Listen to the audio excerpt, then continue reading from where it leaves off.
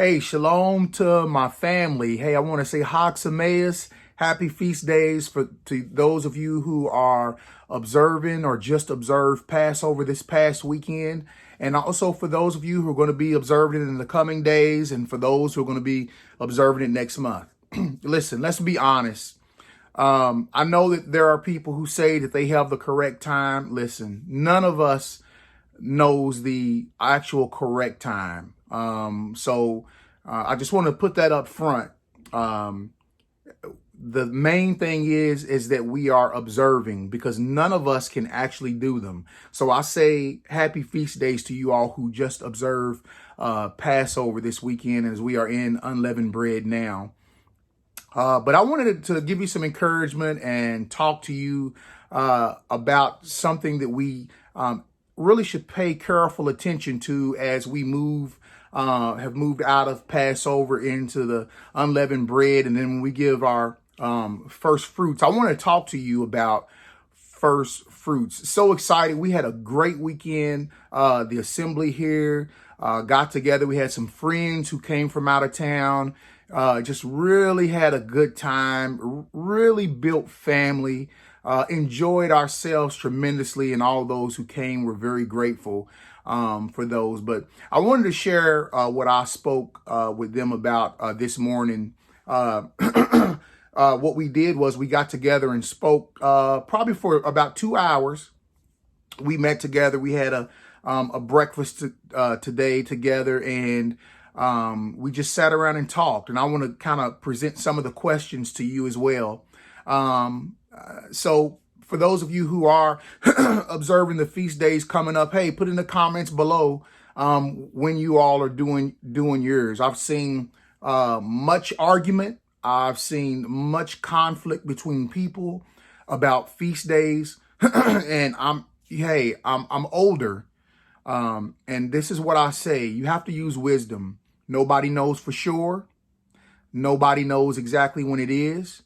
If anybody did know exactly when it was, why is it that we are all still separated and divided on those feast days? And I really believe that the Messiah is going to come back, and he is going to show us and tell us when the true time is. And let's be real again, as I've already stated, none of us can truly do them. We can observe them because we are in another land. We can observe that time, such as the book of Tobit in the Apocrypha. We can observe the time, such as Daniel and all them when they were in Babylon. They weren't in the land to be able to perform the feast, but they observed that time. So that's what we are doing here.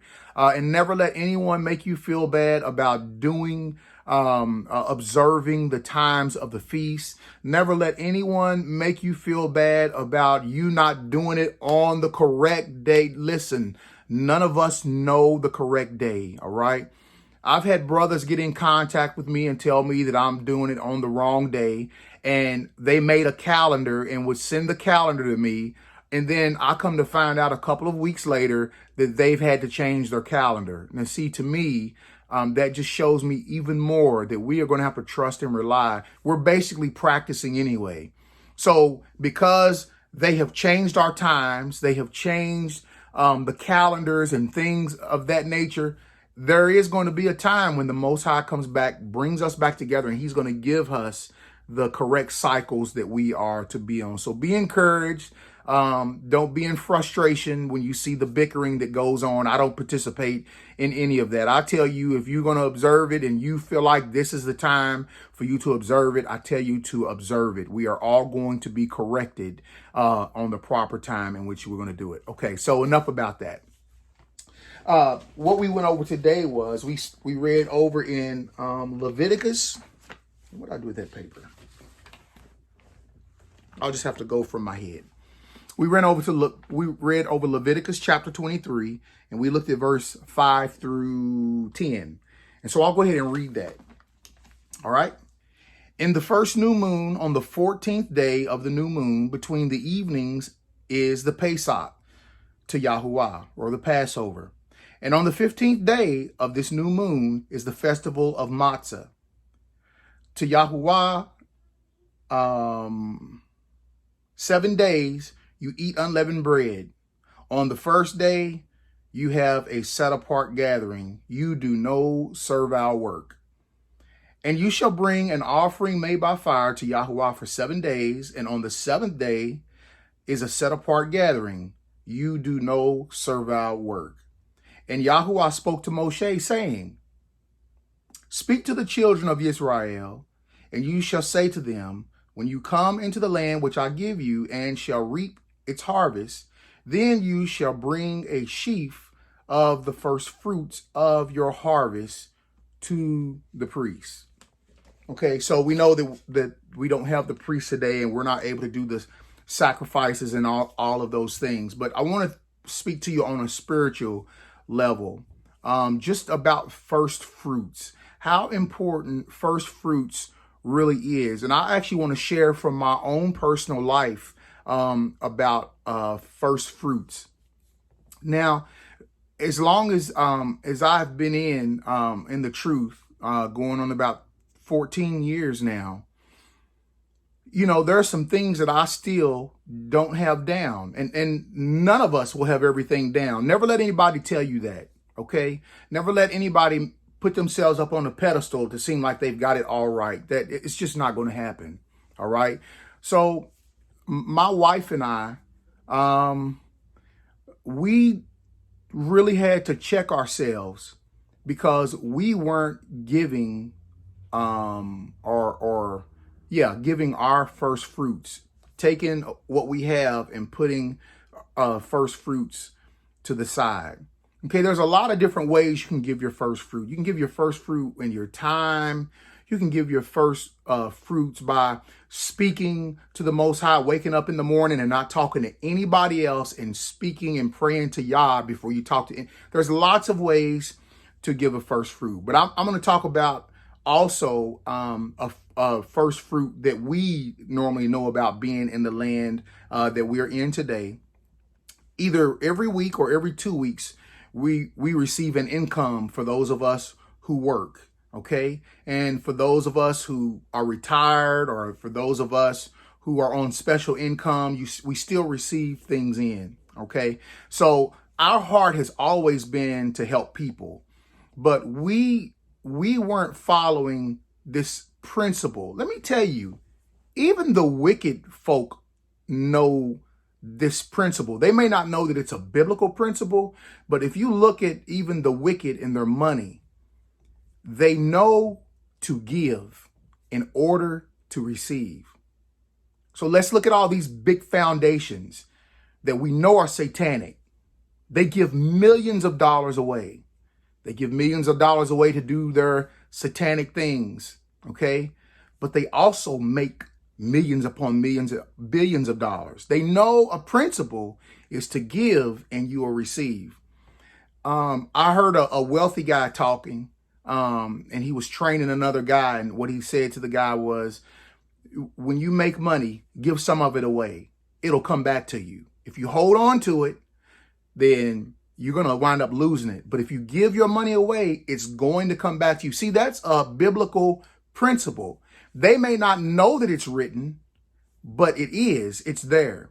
So I wanted to talk to you all about first fruits, about giving your first fruits. And I wanted me to be an example of that. So let me say up front, I've never asked anybody for, this is not about this. This is not about you sowing to, listen, I don't do that. And many of you who have been following me for the last 3-4 years, you know, I don't do that. I actually don't play that. All right. But I'm talking about first fruits, where you are actually taking, and I'm going to speak specifically about your income, because I believe a lot of us are in situations that we don't necessarily have to be in. Okay. So this is what my wife and I do now. Like I said, we've been in for a while, and we just really started practicing this biblical principle of the Most High. So we have been taking our, whatever I get paid, and before we spend any of it, we take it and move it to a second account. We move it to an account where we put our first fruits. And we do that, so we put this money to the side. So if there's a need in the ministry, we're able to give. If there's a need, we're able to do that. Okay. And we have found that when you do that, see, if the Most High gives you a little bit and you're able to do well with that little bit, then he gives you more. If you prove yourself to do well with that more, he gives you even more. So that's how you actually grow like that. So the Most High has really been working with my wife and I about doing that. And I can tell you for sure that it does work. Many of us are in financial situations that we don't have to be in because we're not giving the Most High the first fruit. Now, let me say, he doesn't need our money. It's not about us giving money to him. He don't need that, especially this money here. He don't want that. But because it was really about produce. It's really about your goods. As a matter of fact, let's go ahead and look at Proverbs. Let's look at Proverbs chapter 3. And then that way we can move right on into it. So Proverbs chapter 3, and we're going to look at verse 9 and 10. Okay. So it says, esteem, lift up Yahuwah with your goods, and with the first fruits of all your increase. So it really doesn't matter what it is that you receive, but we know in this country, income is a big thing. So whether we get paid once a week or whether we get paid once every 2 weeks, take aside that increase that has just come in and move it to another account and get it out. See, if you take it from the beginning, it doesn't hurt you as bad. The problem that we have found is if you don't take it from the beginning, the first thing, when you start paying your bills and it starts getting a lot smaller, it's harder to give that first fruit. So when you wake up, if you get your checks deposited, when you wake up in the morning, wake up, move that money from that account before any bill gets taken out of it, move it over and set it aside. Okay. And then the rest of it is you won't miss it when you do it that way. But if you wait at the end of the week and try to give your first fruits, you can't do it. And it's really not first fruits.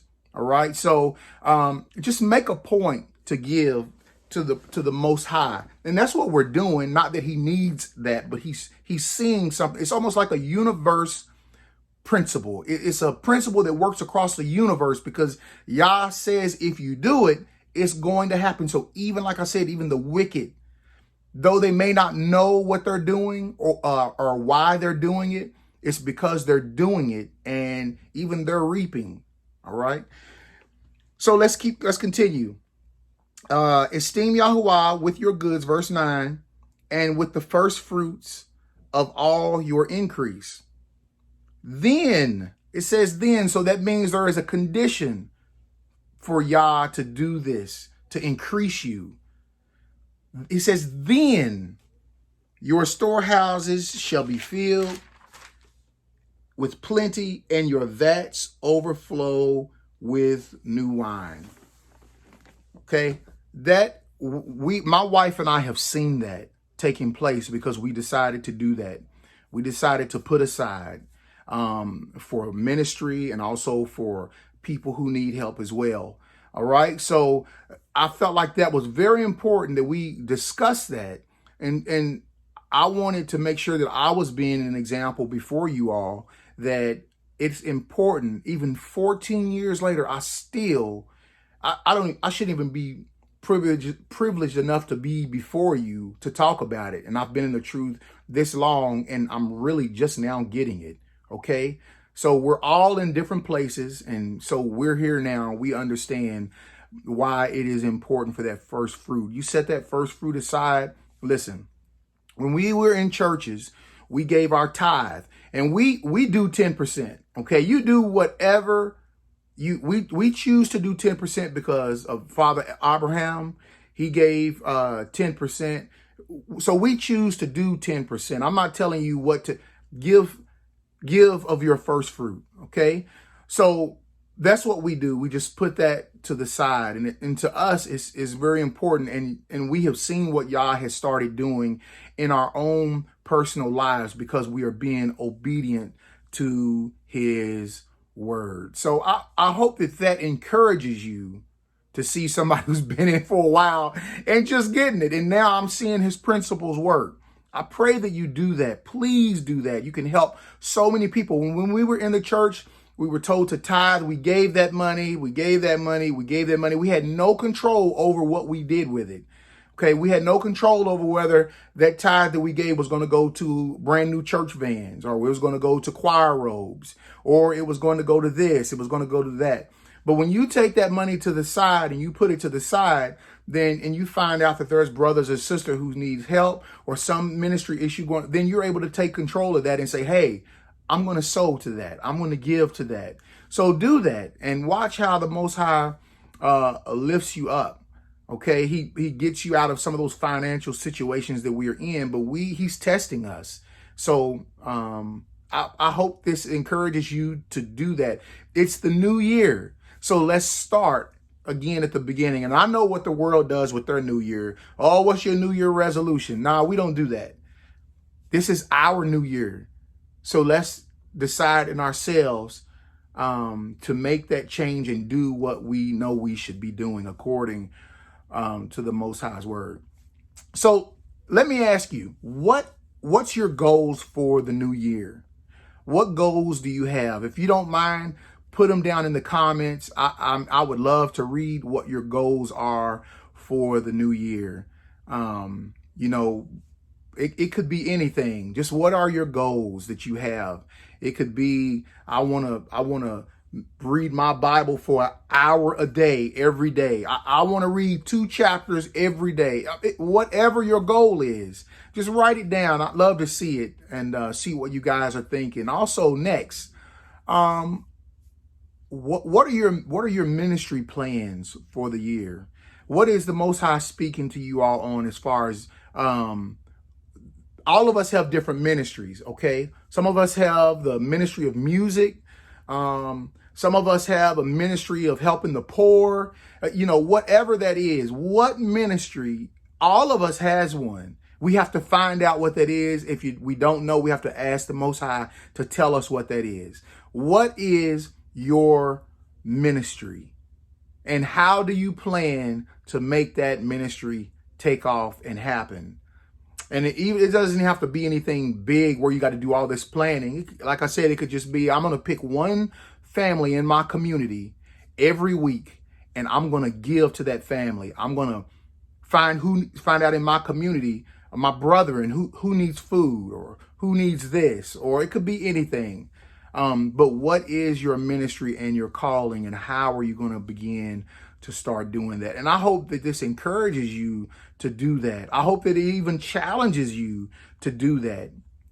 So again, I just wanted to share what we talked about today in closing out. And we were speaking about first fruits, and what we plan on doing with our goals and our ministry for the year. So anyway, I pray, thank you all so much for tuning in. You don't have to, but I do appreciate you all of you alls that, I hate to use the word follow. It sounds so social media. But all of you all who do tune in, I consider you to be my family, my brothers and sisters in Africa, in the UK. Hey, thank you so much for allowing me to be able to pour in to you, for allowing me to be able to speak to you and to have a relationship. You all, even though I don't know what you all look like, for those of you who respond, you're family. Okay, and we are all family under Messiah. And we're all family under the Most High. We're all family. We're kinsmen. And it's an honor to be able to talk to you. So I pray the Most High Baruchs all of you. I pray that everything that you put your hand to, the Most High makes it happen. I pray that you all have great Amunah. I pray that you go out and you don't sit back and say, oh, I'm going to have faith that it's going to happen, but you go out and make it happen because you have faith that Yah is with you. That's what Amunah is. And I pray that that everything that you ask the Most High for that is beneficial to you, I pray that he gives it to you. And you all take care, and I look forward to speaking with you again. I'm going to bring my wife on at some point, and I'm going to introduce her to you all and let you all know what she's doing as well. And it may be actually a benefit to you all. So, hey, look forward to talking to you all again. Hey, I love you guys. You are my kinsmen, my covenant brothers and sisters. Shalom.